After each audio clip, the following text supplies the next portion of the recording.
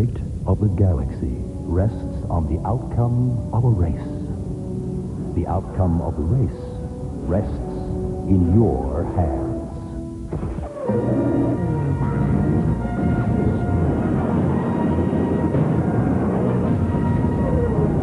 Star Wars Episode 1, Bracer, out now. Must have Nintendo 64's limited edition pack.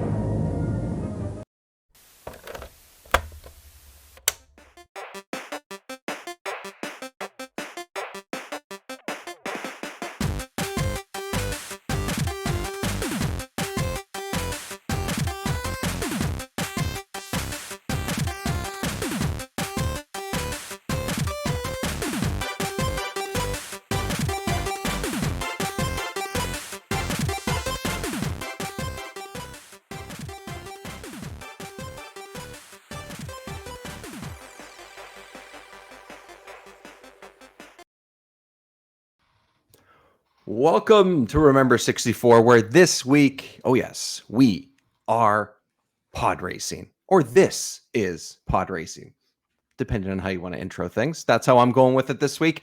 Hello, everyone. Welcome to the show if you're a returning listener, and welcome if you are here for the first time. Here on Remember 64, we play and discuss the good, the bad, the ugly, and everything in between on the Nintendo 64's library. My name, of course, is David Petrangelo, and check out the size of these engines, ladies. Bang! Oh, shit. Ignore the smoke. I'll just get a couple of my droid buddies to fix it.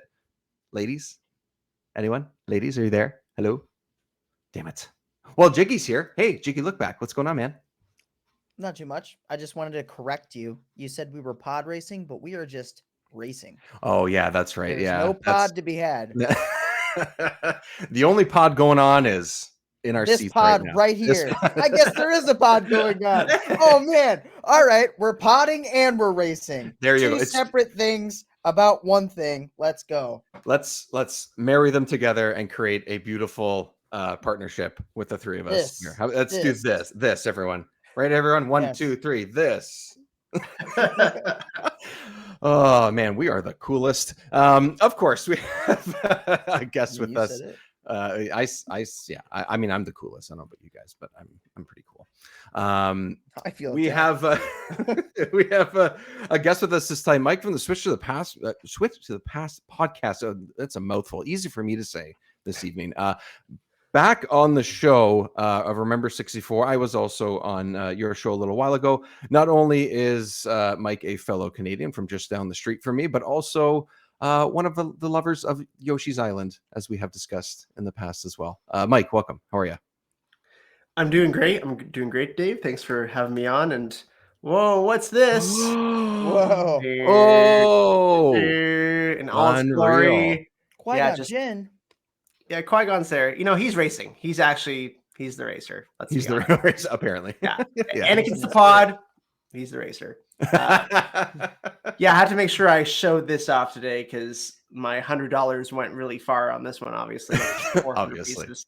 But yeah, pride and joy right here. Show me I'm a true fan.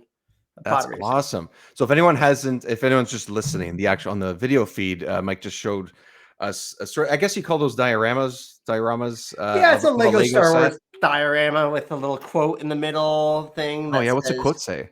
Remember, concentrate on the moment. Feel, don't think. Use your instincts.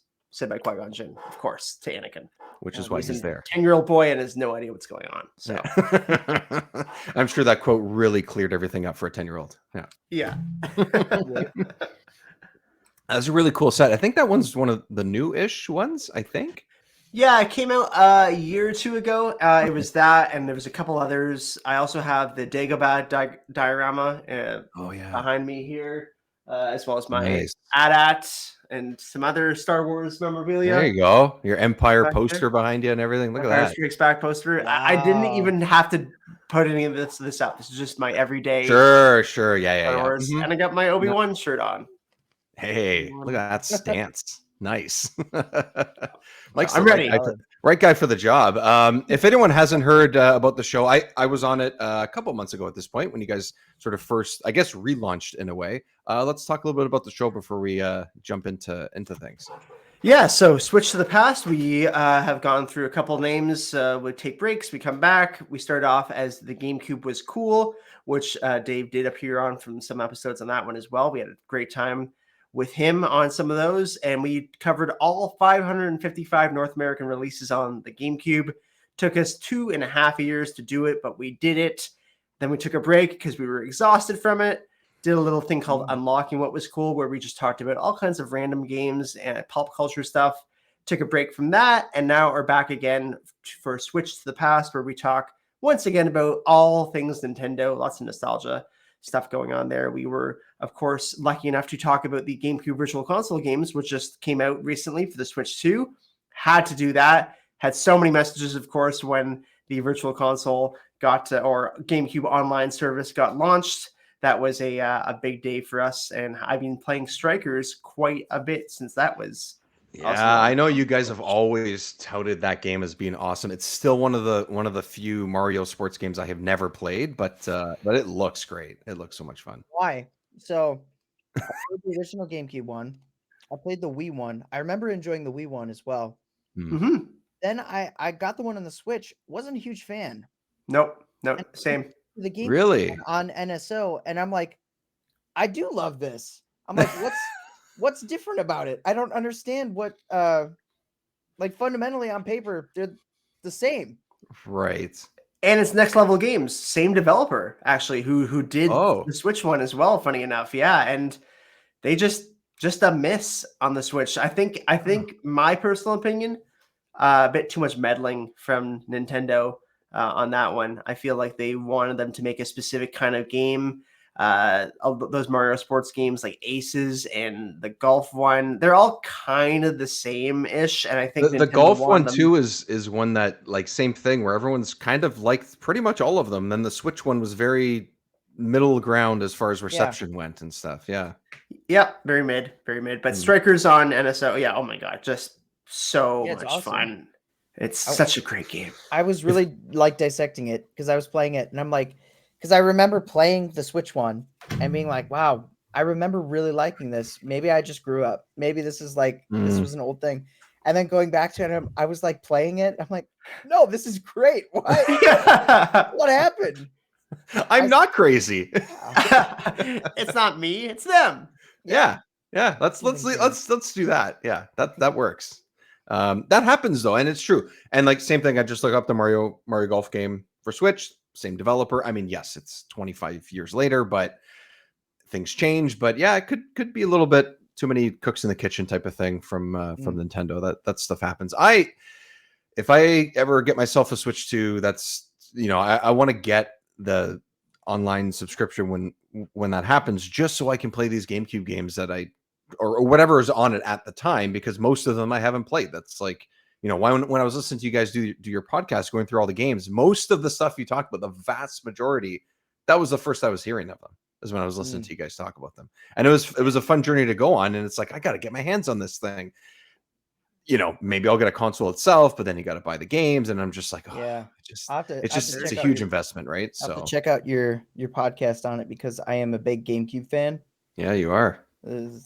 It's all GameCube games. Yeah, I see it. It looks amazing. I see it. I love it. That's great. I got mine downstairs, always ready to go. Have my silver GameCube in the corner over there, bought in box from Japan. Ooh. That was a fun. So I do have Japanese games that I can actually play on my Japanese GameCube. Which is nice. Cool. Damn. Is that library the same size as far as we know? Sometimes it's larger, I think, right? Or for some, it is larger. It is for GameCube too.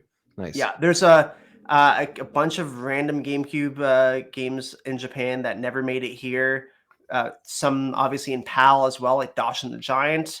That's so I really hope that with the online service, we're gonna get some of these PAL and Japanese only ones, because we've had that for GBA, and so I'm thinking, let's do it for GameCube too. I want to play these weird ass games, especially the PAL ones, because it's just going to be in English anyway, and they're releasing most, not all the subscriptions are obviously coming from North America or English speakers, but the PAL games that didn't work or weren't released or something like that, like, this is the best way to experience them at this point, or at least potentially the easiest, I think. And listen, I know this is an N64 podcast, but what's your favorite GameCube game? Oh my god, that's like asking my favorite child. Oh, that's we all have it. We do all have it. I mean, so it's not a GameCube exclusive game, but my favorite game to play on the GameCube is 007 Nightfire, because that's what me and my co-host Neil grew up playing every day together, constantly, all the time. But favorite exclusive, honestly, it could be Strikers. Someday it could be Strikers. Power Tennis also is one of my favorites. Wind Waker, though, would probably be my actual answer to answer you honestly. I think Wind Waker is an almost perfect game, and I could play that on the GameCube easily every day for the rest of my life. And now that it's on the online service, I can play it again. It just sucks I don't have fast sailing, because the Wii U made me it spoiled me on that one. So playing it, I was like, oh right, this takes a while. I also love Wind Waker. That's a good call. Nice. Thank you. Do you have one, Jiggy? I feel like we've probably talked about it. I don't, because I don't have enough experience with it. So that's. Do I have one? What? Your favorite game on the console? Oh! I was like, GameCube. I was like, I got an extra one right there. I was like, I'll take it if you don't want it. I had like 3 at some point, just because my dad, like, every time he would try to get controllers for us, because my brother would just destroy my controllers. Right. So he's always like, I know your little brother breaks your controllers. So anytime he went to like a yard sale, he'd find a controller. Well, this was like an era where every time he went to a yard sale and they were selling the controller, they were selling it with the console and like a bunch of games. And so he'd just buy it every time. So we had like 3 GameCubes at one point. And it was probably a reasonable price, so it wasn't crazy. Yeah, it was always like $20-$30. He's like, I just bought the whole box. Yeah. And it was awesome. Not going to lie. Damn. Favorite GameCube games? Honestly, I think the first Luigi's Mansion is fantastic. Yeah, so good. Yeah. I'm weird. I like Star Fox Adventures. Sure. Just because I love war. Although I will say the combat was dated the last time I played it. I was like, it lives on in my memory as this amazing game. Probably the most played game I have, though, is probably between Sonic Adventure 2 Battle and Super Smash Bros. Melee. Yeah. Like those 2 games, I went back and forth a lot. Like yeah, and you're a big Sonic guy too, right? So nice. Maybe eventually one day I'll have my favorite, but I don't know. My default will be I don't know. Yeah, most of the games you guys just mentioned I've never played. So there you go. The cool thing about the GameCube is it's got all these like really quirky, like cartoony games. Like he started mentioning all the like sport games, Mario sports games. That was the era where those like really like they may have started on N64, but I feel like they really flourished on GameCube. Sure. And then like even the solo adventures like Mario Sunshine, like it's the weirdest Mario we have. It's awesome. So weird. I have played it, but not that much. I feel like if I sat down and played it, I'd really like it because it's so strange. Yeah. And same thing with. By the way, you came on for the Tom Clancy episode where we talked about Splinter Cell. I was trying to remember which one. That's right. Oh my god. Oh. And fun fact, Splinter Cell, those shadows and everything that they were able to do in Chaos, was it Chaos Theory? Chaos Theory? I think so. That came from Luigi's Mansion, because Luigi's Mansion they specifically for the GameCube created the shadow engine that allows you to allowed Luigi's Mansion to basically be playable as it is. And so Chaos Theory for Splinter Cell, they were able to actually take those same shadow engine and use it specifically in the GameCube version, which is why the GameCube versions of Tom Clancy games are always rated higher. That is super cool. Nice. And from like a different developer and stuff too, which is kind of interesting, right? So they're able to use that technology. That's crazy. From I think Ubisoft. Was it? No, yeah, is Ubisoft that has Splinter Cell? I think so, right? I think it was Ubisoft, and Red Storm was the developer for it. For that. Okay. Yeah. Yeah. Nice. Maybe one day I will play more GameCube. Maybe one day I will play more GameCube. Okay, so I don't even think we even mentioned it yet, did we? What game we're playing or have played? Well, we sort of. Now we're doing Strikers. Wait a minute. So how about that Wind Waker? I mean, this is the game that everyone just calls Podracer or Star Wars Pod Racing or something. You know, I honestly still forgot that it wasn't called Episode 1 Podracer. Like I thought that's what the full name was.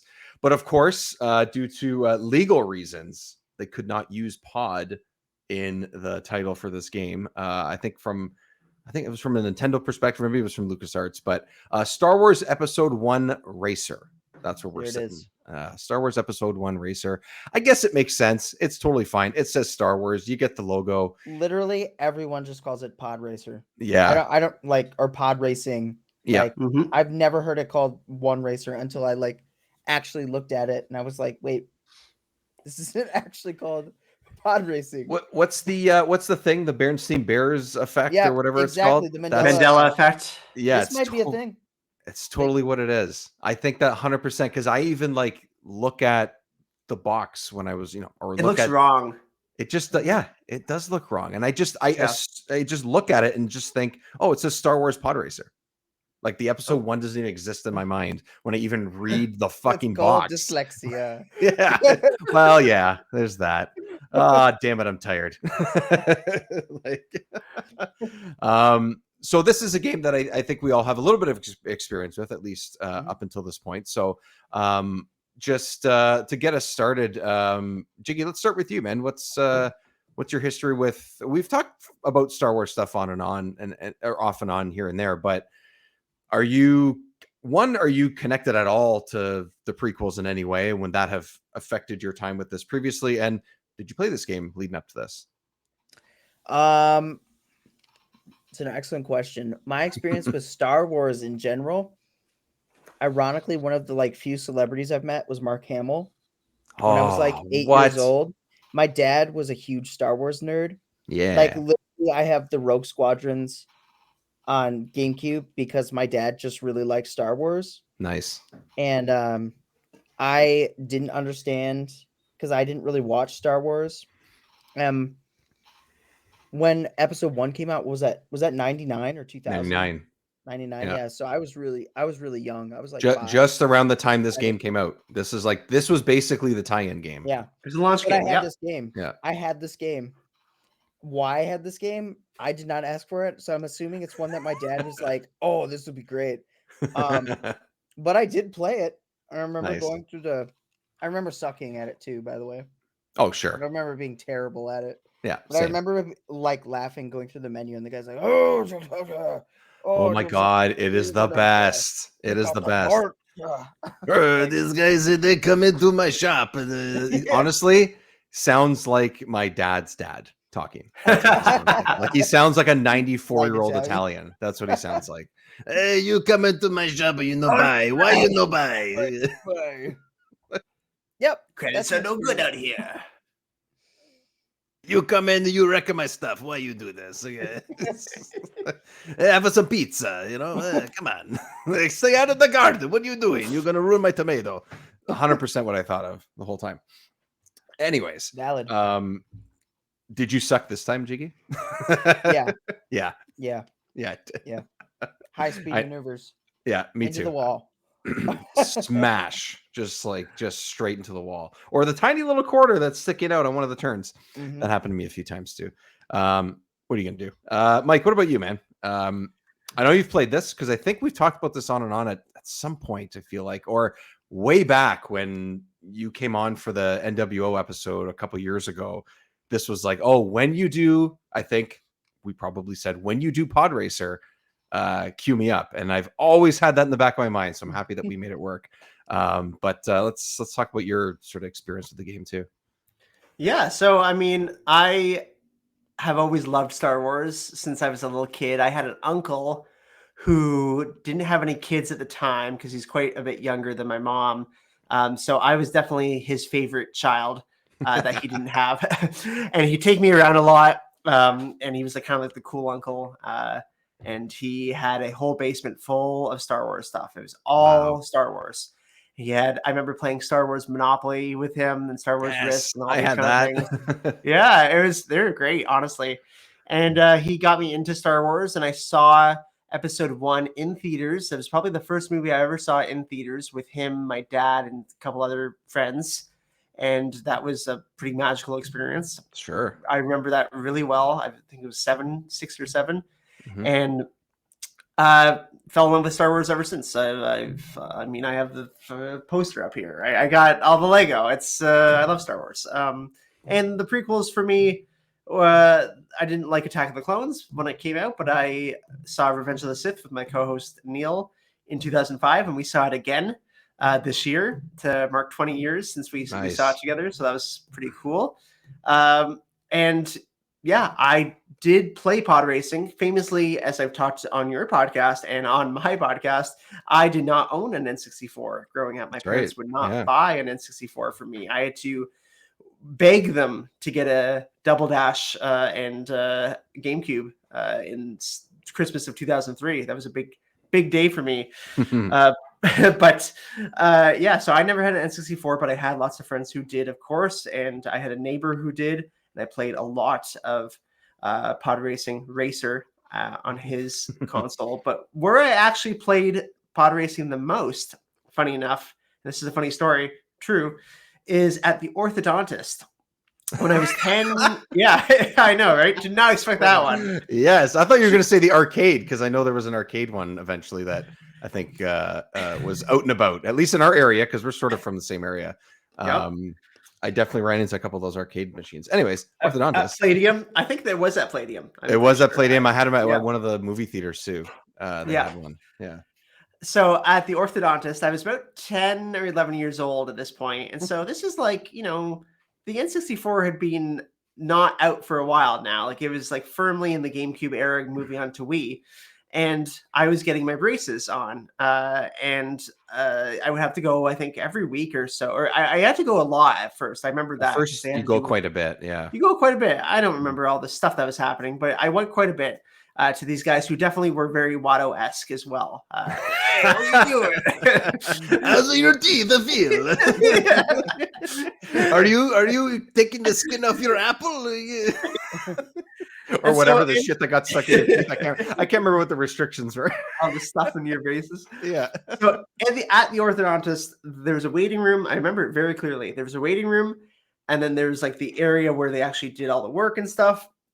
And there was this like circular area that you would go into, and it was where all the kids would go. And they had 5 little CRT TVs set up. 5? Wow. 5. Yeah. They were ready for kids. No kidding. And they had N64s at each one of them, which I was like, oh, well, that's cool. Like, I like the N64 still. So, I mean, I'm going to play these games. Let's see what's on there. Yeah. And I forget. I think there's 5 different games. They weren't all Pod Racer, but I think the one that I would always play was Racer. And so I constantly, every week, would make sure my mom brought me early. I'd be like, oh, Mom, you know, we should probably go early, you know, get in there. But I was like, it's not like, it was just like down the street from us. It was like those buildings across from Square One. Yeah, okay, and we lived that area, not too far away. And I was, I'm like, she's like, we're not going to be late, but whatever. So we'd go. We could walk there. Like, what? Yeah. We'd go at least 15 minutes early, and they were always late anyway. So I had at least a half hour to play pod racing every single time. You get a good amount of races done in half an hour. That's pretty good. I got pretty good at that point, and there would be kids there playing like. So what we would do is we'd unhook the N64 controllers because for whatever reason each one only had one controller, right? So you would unhook the controller from the other one, plug it in this one, and then we play together. Nice. Usually me and just some random kid, and I just schooled them because I got so good at it. I got here 15 minutes early, kid. Oh yeah, because I pick Anakin. I'm just waiting for them. I was like, yeah, who are you gonna pick? Sebulba? Because I unlocked them already. So direct. Sucker. Yeah, that's where I got good at the game. Where at my friend's house was just kind of us just like playing around and just crashing, right? As you do when you're a kid. Yeah. So that's the story. That's sick. That's great. You guys got stories. Once again, my stories are pretty boring. Did I play it at a doctor's office? No. Did I play it at home? Occasionally, because I rented it, but it was mostly at a friend's house. And honestly, you know what's strange about this game in particular was, even though it was obviously is multiplayer or can be multiplayer, we often played single player. Mm-hmm. And I don't know if that's because we just wanted to unlock stuff or we just wanted to sort of progress and get different parts for our machine or racers or whatever, something like that. But like, I don't know. Now I feel like if I played multiplayer, I would like get dizzy because there's just too much going on the screen. But maybe I just didn't know that at the time. Maybe that's what was bugging us. But we often played and we would just switch every race.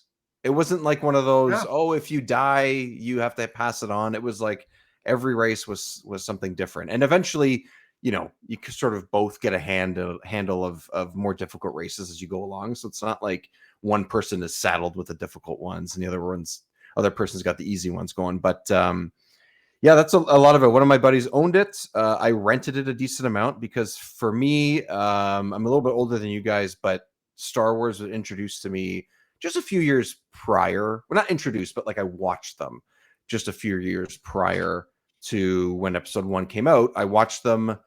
I believe the special editions came out the year before episode 1 came out, or 2 years before. 98 is that VHS box set that had which I still own. I still have it. I doubt they even work anymore. I'm sure they're like withered away or something, but I still have those VHSs. But I watched the original movies. I borrowed them from a friend of mine's older brother probably a year or two before that, and then I always borrowed them. Watched them a bunch of times and stuff. I vividly remember the first time I watched episode 4, which was not called A New Hope at the time, just episode 4, when Luke comes in and says, "What is this hunk of junk?" or "What is this piece of junk?" referring to the Falcon. And I yelled to my brother who was in the basement playing probably N64 or Super Nintendo at the time, going, "Oh my God, Luke just called it a piece of junk." I knew who Luke was. I knew what the Falcon was, but I never watched the movies. And this was like the first, maybe second time I watched the movie. So I've always been attached to Star Wars. I absolutely love it. It's one of my favorite franchises ever. The prequels are hit and miss for me, but I generally, Star Wars is great. I love it. So when this came along, I was like, a racing Star Wars game? And it also ties into this new cool looking movie. Shit, yeah, I want to play this. So for some reason, growing up, I acquired lots of Star Wars games. The Jedi Knight games were big for me on PC. I definitely love all the new stuff that they've done. I think in the last 5 or 6 years, Star Wars games have just been incredible. But yeah, this is, for some reason, this console was in our house all the time. We had 4 controllers. We played a bunch of games. Just wasn't one of the ones that we owned. But I played it quite a bit, and I remember really those first 2, maybe 1.5 sets of races in it. Because when I picked this back up again a couple weeks ago, I was, for the first time in years, I was like, oh yeah, no, I remember this one. I remember what it looks like. I remember the announcer. I remember especially the first race. I mean, you do that so many times, especially if it's like a rental.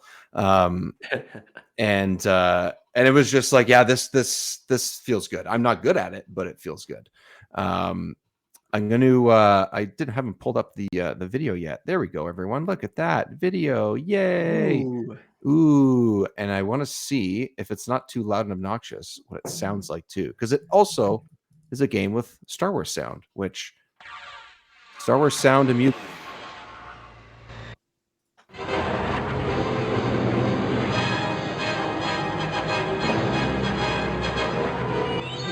Look at that cinematography. He's got no body. That's it. Is that the intro? Is that it? That's the intro. Yeah, so hype. You know how long, like, this is a key memory right here, because I would just like turn this game on.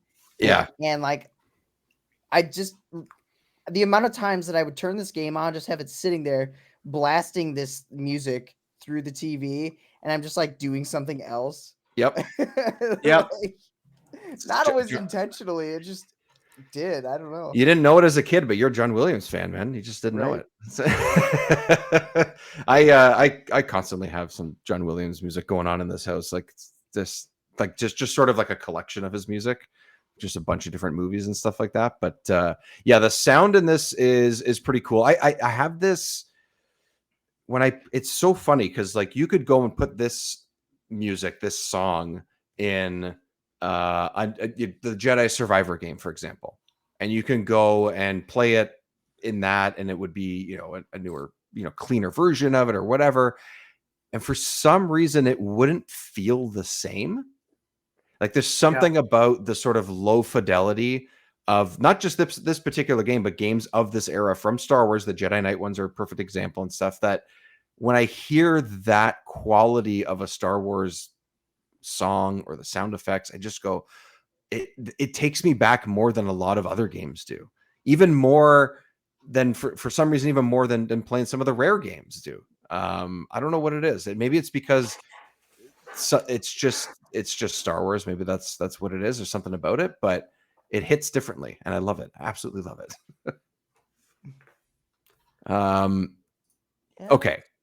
pretty iconic. Oh, I totally forgot that you could do this and walk around and check your thing. Okay, so this is just a racing game, right? Like, this is just go, do your laps and whatever, but there's a little bit more depth to it. So before we get into some of the details of that, do you guys have a favorite racer? Who is the go-to, and was it always the same, or did you guys cycle through it? Mike, what about you? I mean, I was basic. It was always Anakin. I had to be Anakin. Okay. When you're young like that, you're just like always trying to fight for Anakin. And I feel like if I wasn't Anakin, and if Sebulba was unlocked, I would try and be him, because obviously he's probably the biggest next character in terms of the movie. But I think Gazgano, is he the one? I think I would be him sometimes. I don't really remember. But yeah, it was mostly Anakin, Sebulba unlocked, and then other guys. If I is it all based on the look of it, or just because it's part of the movie? I mean, look at it.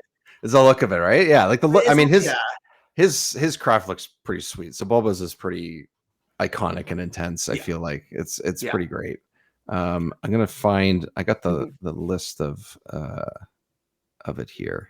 I didn't know any of the names of the characters aside from Anakin growing up. Hey, there you go. There's the ships. Oh, yeah. Yeah, that's a little small. I tried to zoom it in, but it keeps doing that for some reason.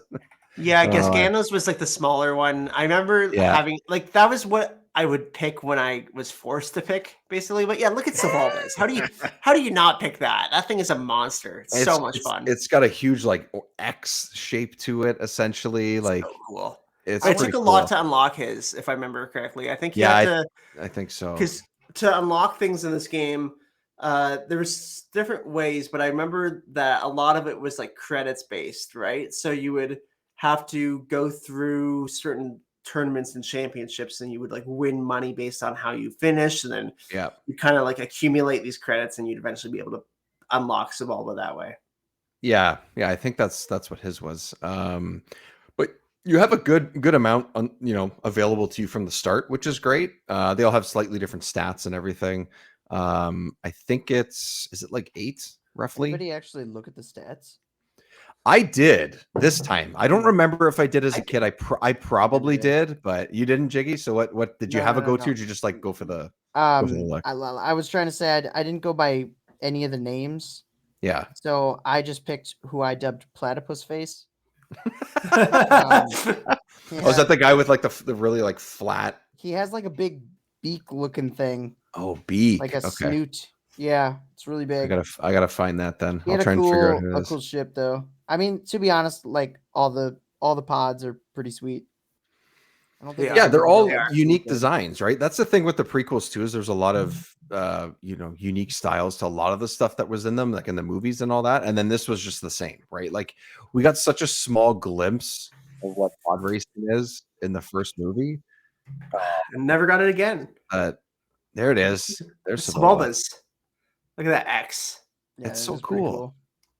Yeah, and then it sounds sick. That's right. That's the big thing, is that it sounds cool.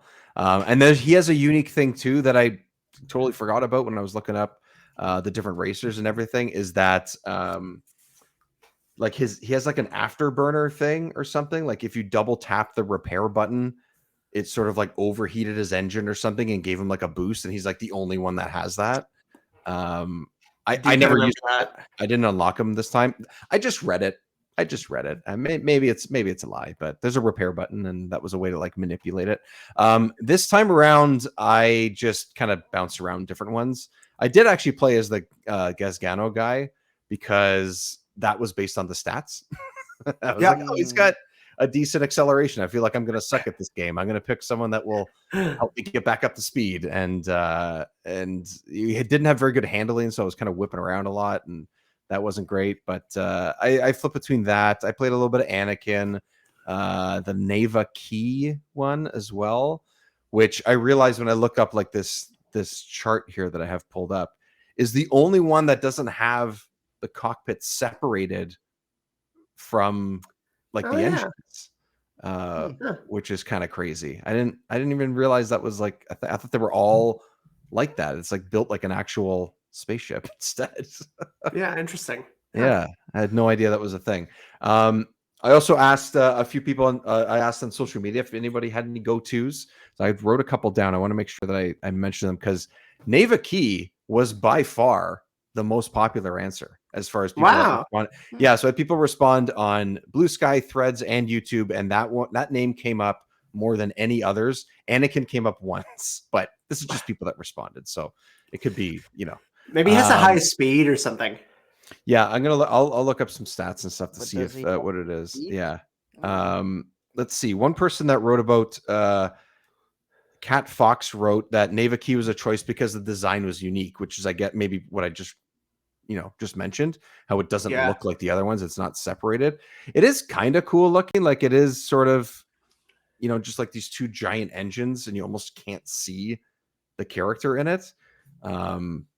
I don't know if that changes the handling at all, because I know that the handling can kind of be a little bit, wave around and stuff. It feels like that. Let's see. Thrak, who's been on the show, did our GBA chat a couple months ago.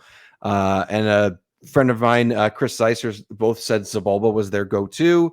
Gasgano was a couple picks, including Kelly Newell, who I've talked to every once in a while online as well. Daniel Greenberg says Elon Mack was their choice. So he said, so Elon Mack is yes, the Elon Musk of Tatooine. The Elon. Right. Oh God, no. Let's not do it. I will say that this one down here, this Aldar Bedo one, is a pretty cool looking. Yeah, it is. Looking Podracer. Yeah, that one's sick. I think that's unlockable though. I remember. Yeah. That's not a starter. Yeah, no. I think actually a few of these are not. But Dudbolt, by the way, that's the guy I'm talking about. Which one? Dudbolt. Dudbolt. Oh, Dudbolt. Yeah. What a name. What? I mean, that's actually cool too. How like the nose of it's kind of like well, aerodynamic. I remember his ship, and I could be wrong, but I believe it had like a vertical flame out of it. Yes, like the back. The rest are like big like flames that came out of like the thing, but his was like a beat, like a. I just liked it. I thought. Yeah, that's true. It is vertical. Yeah. The other one, because usually the engines are just circular, right? And it kind of comes out as yeah. That's right. Yeah, actually, it might be the only one. The Audi Mandrill one just looks like a couple of BB-8s put together. That's what it looks like. It does. The orange and white. Yeah. Yeah, I think at the time I was trying to figure out which one was my favorite at the time, but I really can't remember back in the day what it was. It was probably one of the starters because I would just get used to them. The Elon Mack one seems familiar, but I don't actually know what it was. So, what was I going to say? I had a good time replaying this. It took me a while to get a handle of how it feels, though. I don't know if you guys felt the same way. Yeah. It's I feel like for me, I've been playing a lot of F-Zero recently. We just did that as well. Yeah. F-Zero GX coming to GameCube online, and plus I've also been playing Fast Fusion, which is part of the Fast Racing Neo franchise, which is a very similar kind of game to F-Zero and Wipeout. So my mind was kind of already in that world, and then when I was playing Racer again, I was like, oh yeah, I get it. Like, I wasn't doing great by any means. Like, I don't do great in F-Zero. I'm not that good at that at all. But my mind was at least in that world again. Yeah. Though I think this is intentionally not the same tightness for how the vehicles feel. Yeah. Did you feel that difference, Jiggy? Because I know, at this point, as of us sitting here, it was at least a few weeks ago that we played F-Zero X for this current stretch of racing games that we're talking about here. But I kind of felt that too, actually. Now that you mentioned F-Zero, I was like, oh, this doesn't feel like F-Zero X. No. It's a lot more slippy slidey. Yep. Yeah. Not as tight for sure. That's definitely the scientific term for it. Yeah. Slippy slidey. But it's fun. It's fun because the nature of the pods being like most of them are the like cockpit like tethered to these like giant essentially rocket engines sitting there, and the rocket engines are like you're just trying to like steer them, so like it almost feels more like how they'd actually respond, like you're turning right and it's like they're kind of like it's like it's a pretty interesting feel. It's definitely different than F-Zero for sure. Yeah, and it's supposed to be for sure. Like if it felt exactly the same, you're right. I actually think like it's interesting because it is something that you almost have to try and emulate what that could feel like, which might have been pretty hard to do with the technology at this point. But like I feel like having a separated piece from your ship have weight to it, and the front of it also have weight to it. That's got to be hard to pull off. And I feel like they did, even if it doesn't always feel great, at least in my experience. It doesn't always feel awesome to drive it that sort of weightiness, but at least it feels what I think it should feel like, at least, I don't know how different the stats matter. We talked about the stats before, but I did notice a couple of the characters that had really low, like, I think they just call it steering, were just like sliding all over the place. I just like, I would go like a little too fast in a corner, and then I'd be, whoa, whoa, whoa. Like, thank God there's walls, keeping me like going straight. But I was like, oh my God, I can't do just this. What you want to say when you have a racing game. Thank God there's walls. I mean, at times, sometimes there isn't. Walls would also save me in F-Zero, coincidentally enough, every once in a while. I don't know if you guys, some of the tougher racers, when I got into some of the tougher tracks, they beat the shit out of me, man. Like, I suck. It's terrible. From the start, or just the tough races? Well, I mean, from the start. Let's be real here. Well, you gotta go fast. You gotta go fast, and there's like so much. You also have to like manage your engines too. Like, that's a whole other part of this game. Yeah, making sure your engines don't overheat. Yep. I like it though. I like that extra sort of real time management stuff. It might feel like, oh my God, it's a sim and a racer or something, but no, it is interesting because it's almost like trying to manage, your boost or something in a game. Yeah. And then you also have the damage as well, which you can repair on the go.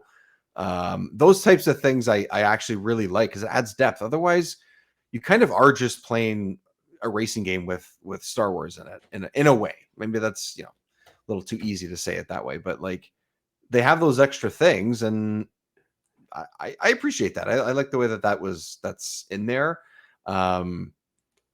I don't know if I really understood how to use the repair, because sometimes I press it and it didn't do anything. I don't know if I was missing something. I don't know, or maybe I wasn't damaged enough because I'm so good.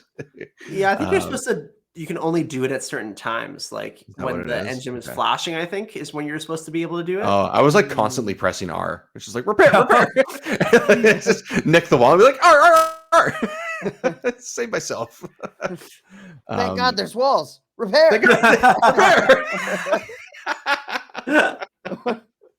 Yeah, maybe that's exactly why I was doing it.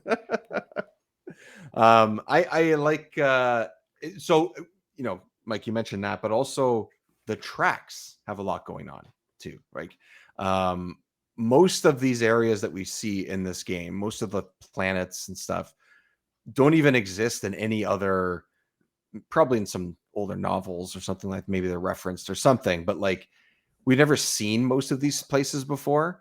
And there's a lot going on in these stages. I don't know if I found every once in a while it to be a little bit too much. I don't know if you felt the same. It can definitely be a lot, I feel, but I think again, it's kind of like F-Zero in that way, where like in F-Zero, it seems like there's like a lot of lore in these cities where you're like, where am I?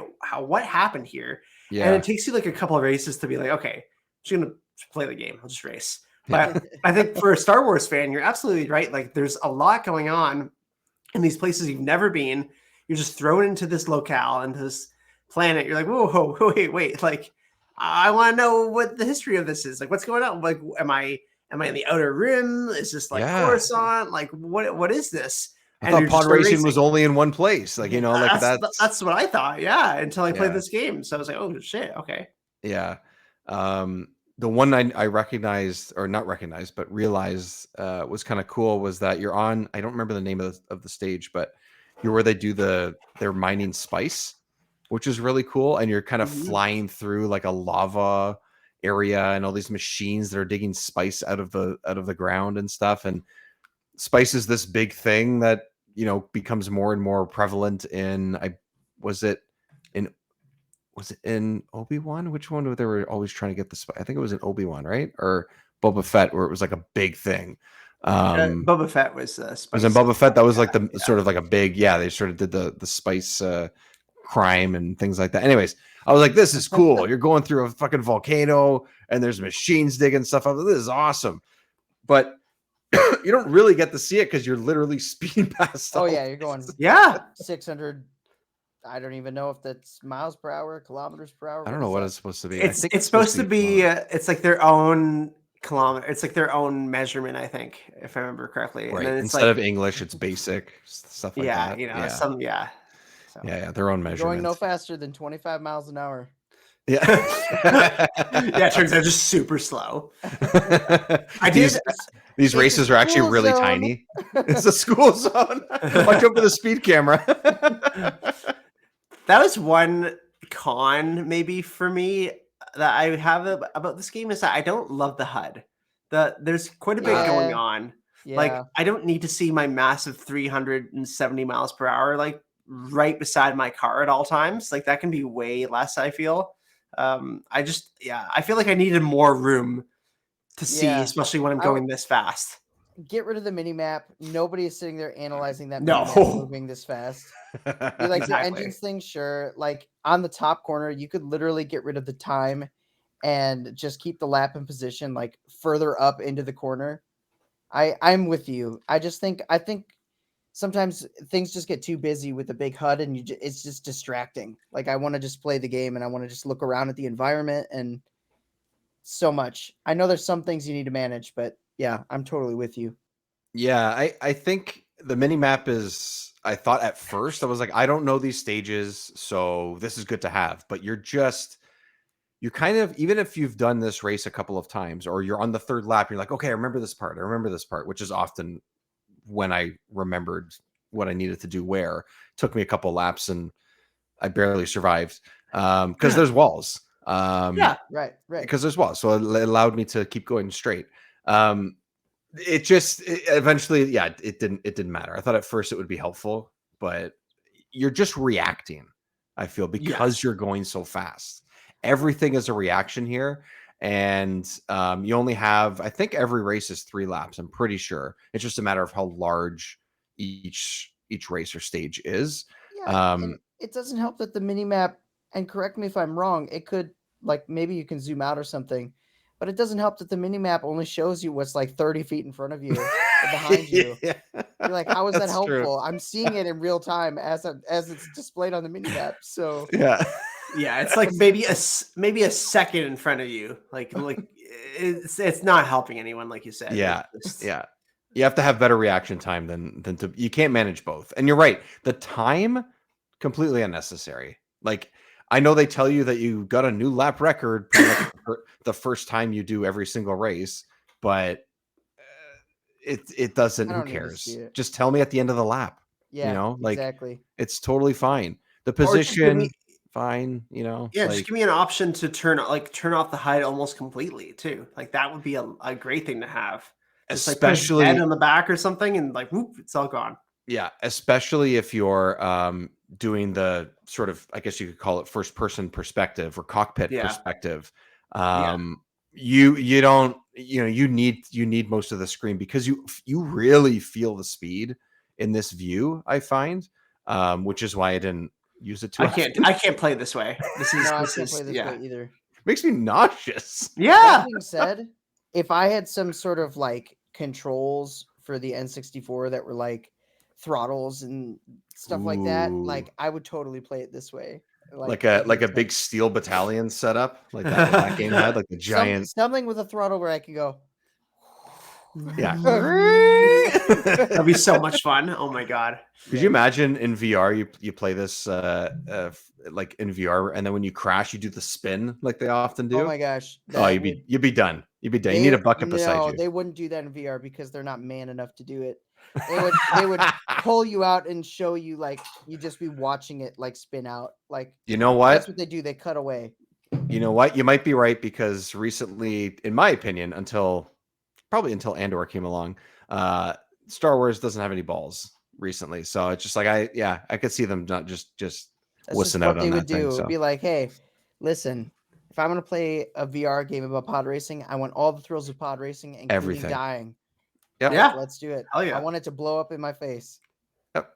I would be down with that. I think I would still get sick of whether I crashed or not. Throwing up, but it ain't real pod racing. If your life is not threatened, you are not pod racing. Like, if you're not betting gambling for a slave boy, then this is not real pod racing. I think that's still my favorite meme like ever is, I don't know if you guys have seen it, but it's just like Jedi accountant say, all right, let's see, Qui-Gon is expensing, I'm sorry, one boy?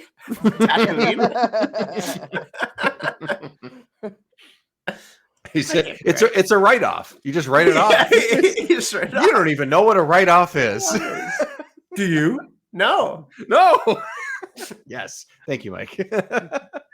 I saw that. I think this is like years ago. Someone like tweeted it or something. And every time I think of it, I just can't stop laughing. That's amazing. It's just expensing one boy. What? Yeah. I will say I haven't watched the most recent season, but I did enjoy the first two, I think it is.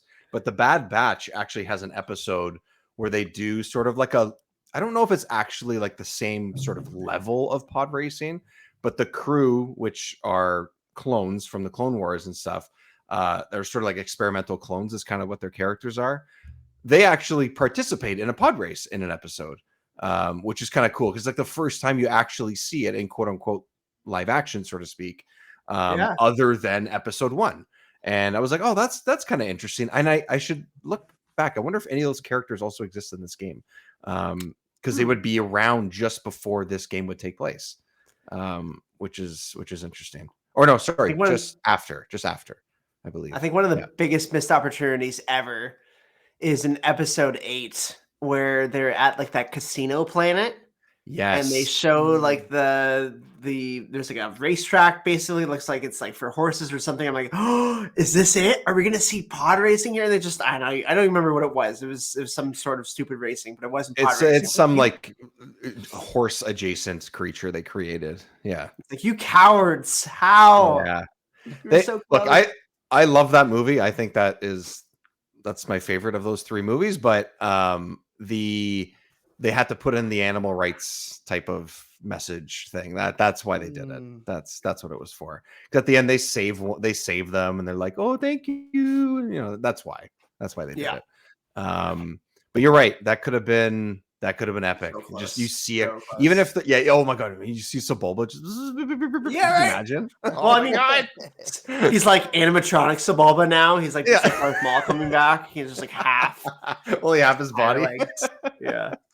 And you wouldn't even have to reference it. You just show the orange thing with a little sound effect. Oh my god. Sebulba Jr. Oh my god. Oh, so Junior la I don't know. They'd come up with a better name than that. A little bit. Sebulba baby. Sebulba baby. Hey, Sebulba baby. Yeah. Can we talk about why Watto is on the cover of the N64 one?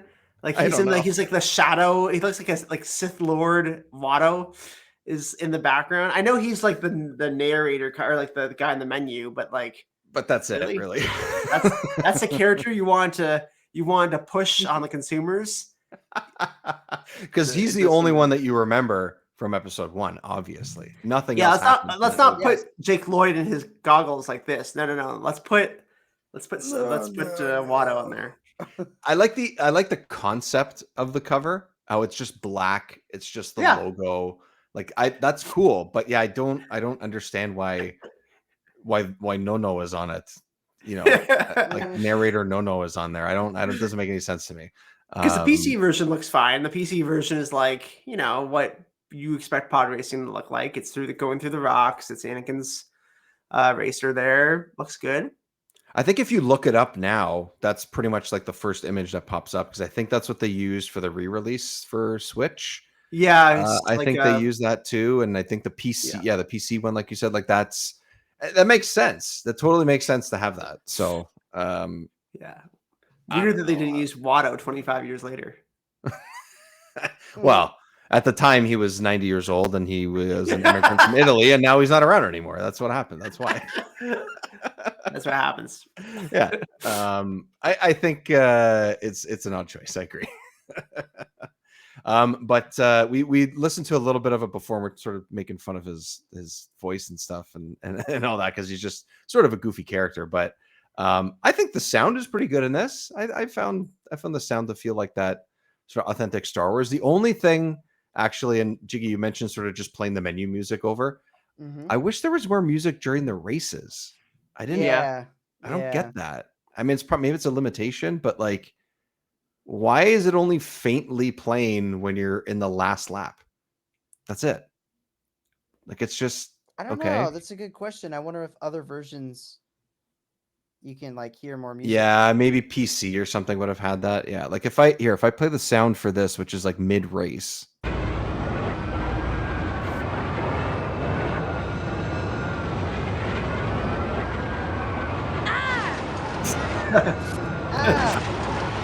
I heard a lot of that, but in other languages. Oh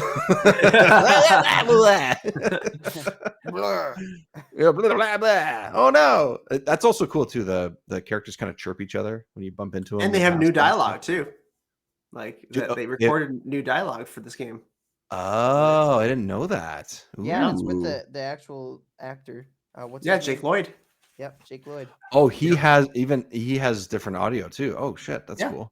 Oh, I guess that makes sense because he didn't really.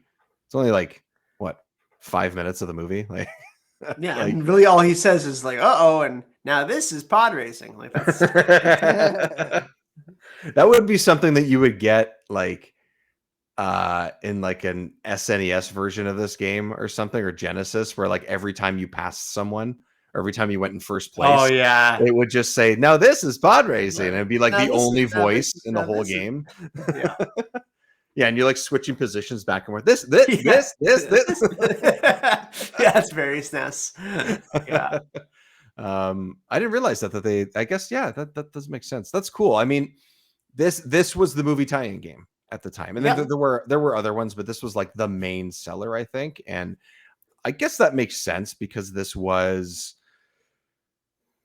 Could arguably be the most exciting part of the movie, especially for kids, right? Like this is really cool to be able to see something we really haven't seen before. It's not a spaceship, it's not a Jedi, it's this. So that makes sense. One of the only gripes I had with this, or one of the couple of gripes I had with this, was as interesting as some of these races and tracks were, some of them are way too long. And I was like, why is this race 8 minutes? This is way too much. Yeah, that is a long time. Like, why is each lap taking me over 2 minutes? And it's not because I'm crashing 6 times or whatever. It's just a really long. Like, I don't get it. This is one of them, I think. I don't know if this is quite 8 minutes, but like this person's in the middle of the race, in the middle of like the second lap, and they're hitting 3 minutes. So this is what, a 6 minute rate? Like, I don't know. It doesn't sound long, but if it you're feels long in a fast game like that. Yeah. And I think sometimes games like Mario Kart or F-Zero, those races sometimes feel too short. They'll be like a minute and a half or 2 minutes or something. F-Zero had a lot of that. F-Zero X at least. That maybe is too short, but this had like the happy medium towards the beginning, and then the further you go, things just get longer and longer and longer. Like, can I just, if I'm doing well, just give me 2 laps. Like, that's all I need. Yeah. I mean, it's a big if, but Did you guys? I don't know if you. I don't know any names, but do you guys have any like standout locations or remember ones that were like, yeah, this is the one I like the most? The Hoth one. It's not Hoth, but it might as well be Hoth. The ice one. Oh, yeah. There's a couple of them, but like slippy, slidey, and like you go off a ramp, and you're Yeah. like in the air. I do like when you go in the air and it's just totally out of control. Yeah. Sure. There was one that was like big, like almost like glass tunnels, and I saw it on the gameplay here. I don't remember what it's called, but I did like that one. That one was pretty cool. That might be the same one you guys are talking about because it is one of the snow ones. Is it an ice one? I don't think it was the ice one. Oh, it's a different one? Different one. Yeah. I think it's a different one.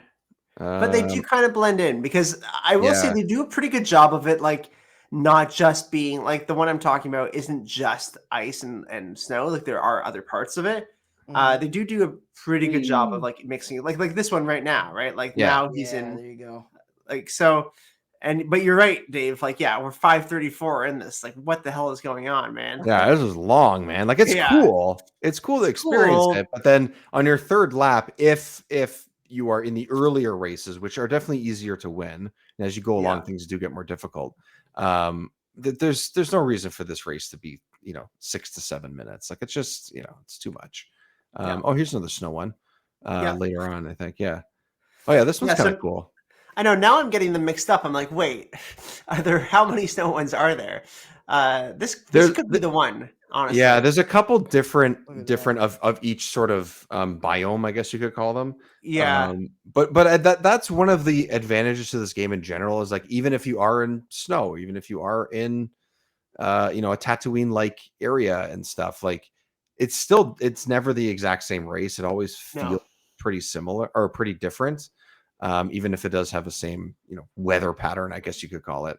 But there's a couple races where you go back to the same place, but the layout of the race is different. I realize. Yes. Like you kind of go off to the side because it's whatever sectioned off or something like that. But that's okay. I'm cool with that. Like kind of recognize part of the race, but not the second half, So actually I think this is one of them that does that.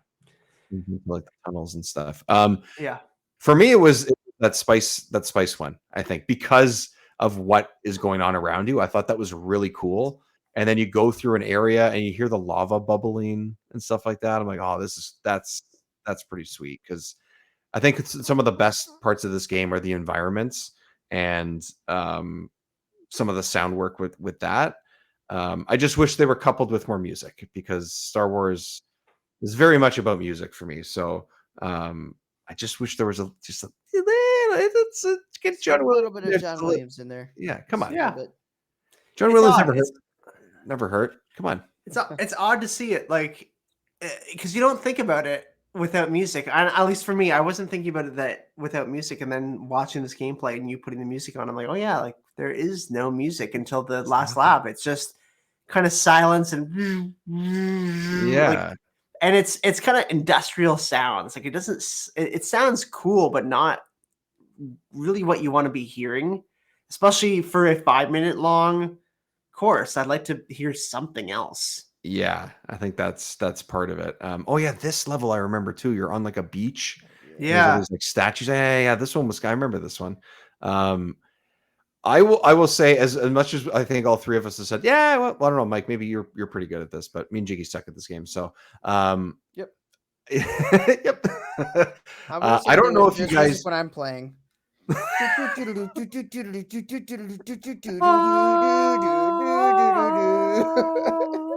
was beautiful. That was beautiful. I was just who needs John Williams? We have this pod for Racer. Yeah. That's all we need. I tried, so I think it's when I completed the first set of races, which is a decent amount, like each sort of like Grand Prix, I guess you could call them, has 8 to 10 races or something. There's quite a bit, and each one's different from the last, so there's definitely some variety. You unlock another set, which are like invitationals, they call them. Those races, I was like 10th place every fucking time. I was so bad. And I think unless you know where all the shortcuts are, you lose. That's it immediately. Like in the middle of the first lap, you're done. That's it. You can't catch up. And I was like, shit, this game is not forgiving eventually. This game is not for children. Yeah, the invitationals are what lost me. I could never do well at those, because you're right. That's a good point. Is that the CPUs know exactly where every shortcut is, and if you don't know where to go, which is extremely hard to find these things when you're going at like 500 miles per hour. 500 knots. You just there's no way that you'll be able to do this unless you're just doing these courses over and over and over and over again, and then you finally figure out like the best way to get to the shortcut. Even then, you might not beat them. So, well, even then, you might not even like react in time to get to it, right? Because it's true. You need to be going that speed to kind of, yeah. There was, I think it was like maybe even just the very first one where you're kind of going through like a city. I don't know if it's supposed, I don't know where it was specifically, but like I'm not even done the first lap and it says I'm in 11th place and there is no one near me, not even close. Like I'm just like, and I'm like, oh, I feel like I'm doing pretty good. Oh, I found a shortcut. Oh, but I guess I missed the other 7 shortcuts before this. And then I kept going on the race and I never improved my position. And I tried to get it was just, that's it. And I don't think there's like rubber banding happening in this game or anything when you're like in first place. Like I think it's pretty level in that way. But if you fall behind on especially a race like that just start over. No. Yes. It's not happening. I think No most of the red shells difficulty. here. What's that? No red shells here to help you out. No red shells, Right. no spike shells, no banana peels, none of that stuff. Yeah. Bullet bills. Bullet bills. Yeah, there you go. This is the bullet bill. Everyone's in bullet bill. Your engine is literally a bullet bill. You have 2 bullet bills in front of you. Yeah. I think a lot of the difficulty comes from managing, like we've talked about, the controls and your speed and stuff, but the stages, the tracks are the difficulty. I think it's not even necessarily the other racers. It is, like you mentioned, Mike, with them knowing shortcuts and stuff, but I think the biggest difficulty spike for me was just when things got more complex and I just don't have the reaction time I used to. Yeah. So. Or the patience. That's true. Or the patience or the time to race the same thing over and over again, 7 or 8 minutes. Like it's not going to happen. What was I going to say? Oh, this is one note I had to write down, Jiggy, because you had to hear this for sure. Star Wars Episode 1 Racer was nominated for the Blockbuster Entertainment Award for favorite Nintendo 64 game. But what game won instead? Any idea at this time? For this is, I think they probably awarded this in late 99 or early 2000 would be my guess, but any idea what would have won instead? Same time frame. Gosh, in 99? I think, yeah, I'm going to see if it actually is specifically 99, this one. Let's see. The 6th Blockbuster Entertainment Awards in May of 2000, which I think a lot of games were from 99. Okay. Is it a Nintendo game? It's also a 64 game. Or I should say Nintendo published game, sorry. Yep. It's like a Nintendo published game. Yep. Okay. DK. It was Donkey Kong. Yeah. There you go. think of the year. Yeah. Yeah, they apparently this was a thing, the Blockbuster Entertainment Awards. I didn't know that was a thing. Like for movies and stuff too. Like what Blockbuster ruled the world. Yeah. Adam Sandler wins for Big Daddy for comedy actor, followed by Tim Allen in Galaxy Quest. Oh, classic. What a year. Unreal. Never give up. Never surrender. I quote. Let's see if there's, I'm going to look up the other video game ones. Favorite video game, like straight up best game, Super Smash Brothers. Oh, in 99? And awarded in 2000. They gave it to it in that. Yeah. So that actually, Smash was in 99, I think. Yeah. Was it? Oh yeah, it wasn't. I was thinking 98, but yeah, it was 99. Yeah. And then favorite 64 game, Donkey Kong. Snap was in there. Mario Party and Sarge's Heroes. Apparently, got to get to those. Wow. Got to get to those Army Men games. I don't know. Apparently, they're hit and miss, but we'll see. They are something. Those Army Men 64 games. They are video games. This is the level I was talking about. It's like This crazy. one? Yeah, things just speed by. I remember like, this one. Yeah, this is cool. This is one you revisit too, where you go to a couple different times and it's slightly changed. Yeah. Yeah, it's a little bit deserty, a little to, bit industrial. Yeah. It's hard to remember these though. Like they do all blend in. Mm-hmm. Yeah, they do. Last thing I want to mention is I think the game looks pretty good. I think it has pretty good animation. I think the pod racers themselves all look pretty cool. I mean, obviously all unique designs, but that's, separate from necessarily how the game looks specifically graphic wise. But and then the environments for the most part, I find to look pretty cool and pretty unique. So I don't know. Do you guys think it looks good, or does it look like a little too muddy, too fast, like things like that? Jiggy's like, It's pretty between for me. I think the actual pods themselves look pretty good. I think the environments look okay. Pretty typical N64. I don't know what to tell you. Nothing that blows my mind, but nothing that makes me look at it and go, ugh. That's true. Yeah, it doesn't have that factor. It's the colors for me. It's the colors. Everything's very muted and very like this realistic tone. And whenever an N64 game has it, it does look a little muddy. Mm-hmm. It doesn't look bad. It's just like very typical for me. That makes Everything sense. feels like you're on Tatooine. It looks like that washed out. I feel like the graphics don't make the game worse. If that makes sense. Let's put it on the box. Right beside that Darth Watto. It doesn't look. Don't make the game worse. They don't make the game worse. Because for a game like this, like it does look fine. Like it looks good, but you don't necessarily need things to look unbelievable. Like it's going so fast, anyways. You're so focused on the actual gameplay. Yeah, I think they did enough. Is kind of what I'm getting at of like what they could do with the system's hardware at the time. It would be really, really interesting to see this. Like if we were able to get a pod racing for GameCube in an alternate universe because of what Amusement Vision was able to do and Sega were able to do with F-Zero GX, which is one of the best looking games, period, on the GameCube. It just looks incredible. And I feel like pod racing could have had that life if it made it to that console, but they were limited by the N64 hardware, and I think they made it work. Like Jiggy said, the pods themselves look fantastic. So that's half the battle right there. Yeah.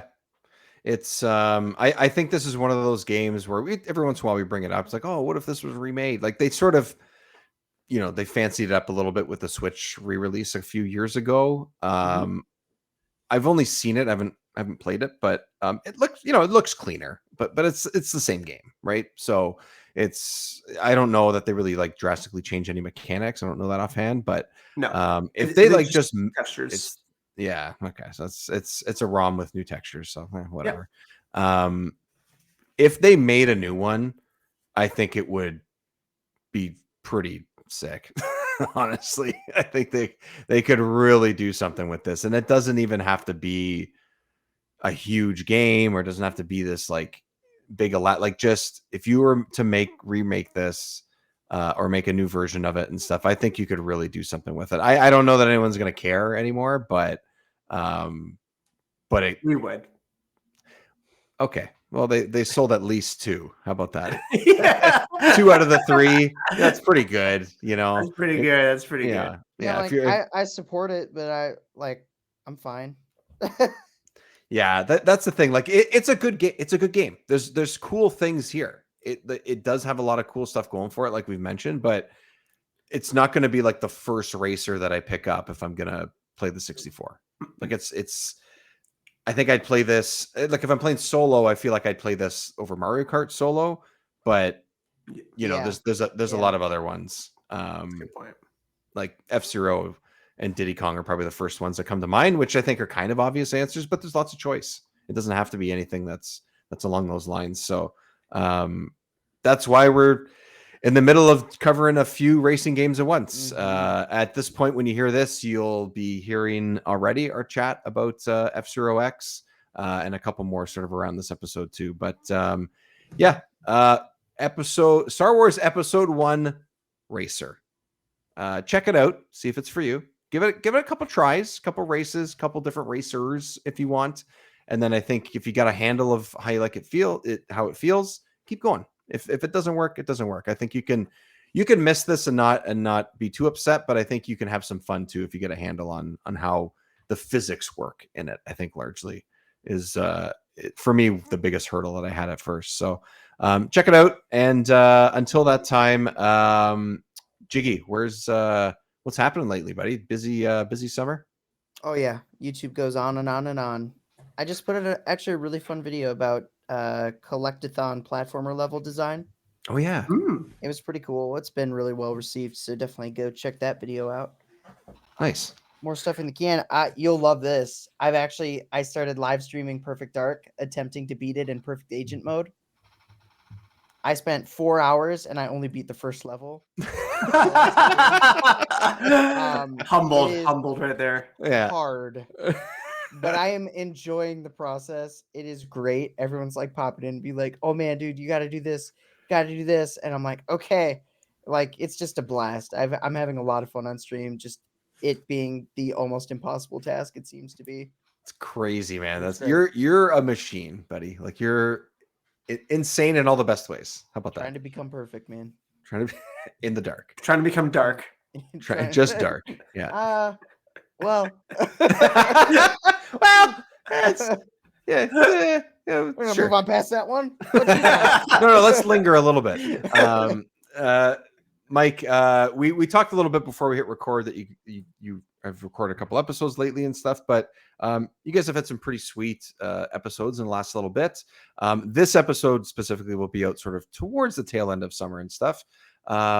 What's some stuff that some people can check out for the Switch to the Past podcast? Yeah, so we got recently we've done Rocket League, Epic Mickey, which was a really fun one that Neil and I got to talk about. He just platinumed Epic Mickey Rebrushed, which is the new version they put out last year. And nice. Such an interesting game. I played that game when it came out for Wii. I really like it. It's really unique. The story is unique, and it's just like something that you wouldn't have expected Disney to put out. And they probably will never put out a game like that again, to be honest. So I enjoyed it, and it was fun to talk about. Really interesting going in the backstory of like how it happened and crazy stories there. Very interesting. Go check that one out on Switch to the Past. And then I just recently recorded the WWF No Mercy episode to talk some N64 here. So that is going to be coming very soon. Really, really fun. And hopefully at some point, Dave is going to come on the show and talk about Space World 2000. Yes. Which came out. Which not came out, but Space World, of course, was an E3 type Nintendo event that they had back in the day.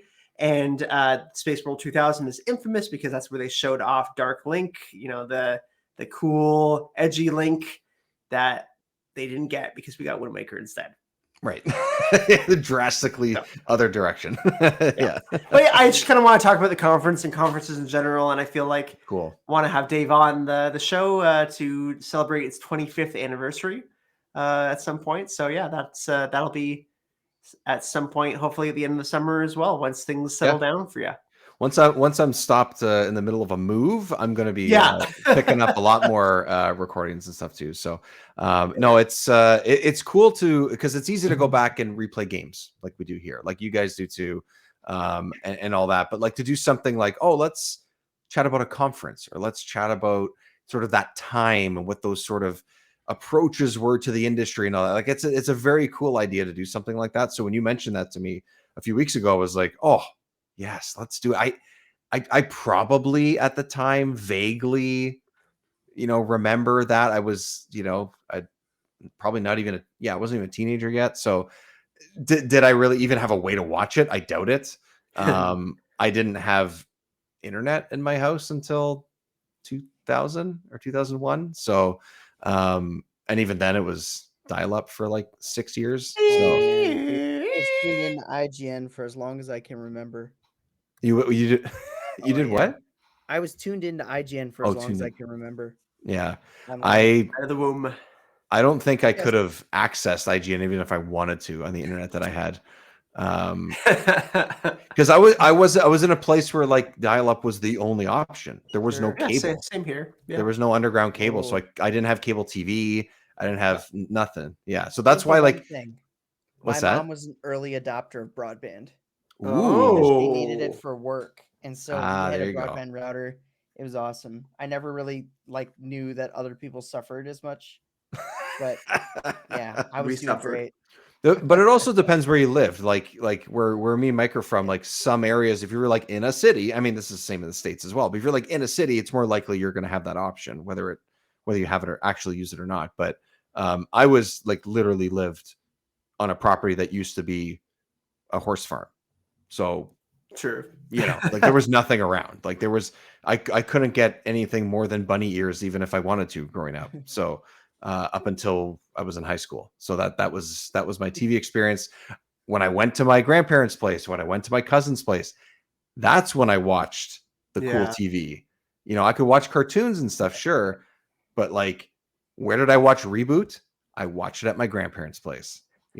Like that's where I watched those shows. But that's why I sat in front of my 64 for many years because I didn't need internet to enjoy it. Right. So, and then as for this show, of course, this is part of, it's probably going to end up being just based on timing of when the calendar hits. I'm trying to name it as Vroom Vroom Month because I couldn't come up with anything more clever for a bunch of racing games that we're talking about. But this will be the tail end of Vroom Vroom Month. If you haven't heard any yet, as of us sitting here right now, we're going to try and get a Hot Wheels episode out there as well. We also have F-Zero X, like I mentioned.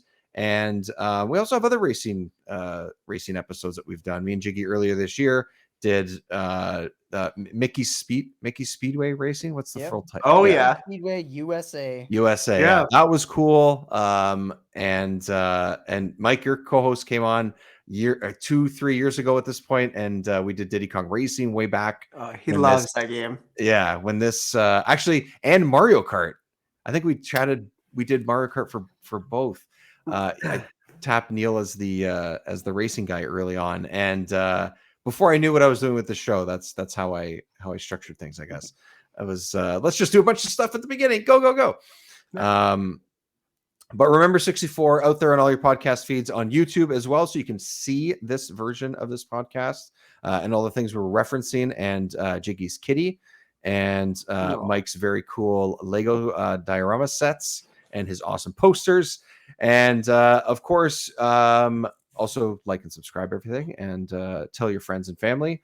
And remember 64 show across social media and on Patreon as well, where you can support this show and Qui-Gon Jinn as well in Lego form. Everybody, thank you so much for joining us. Jiggy, Mike, thanks for being here. Go pod racing, everybody. This is pod racing. Goodbye. Gonna cut him in half. Oh no.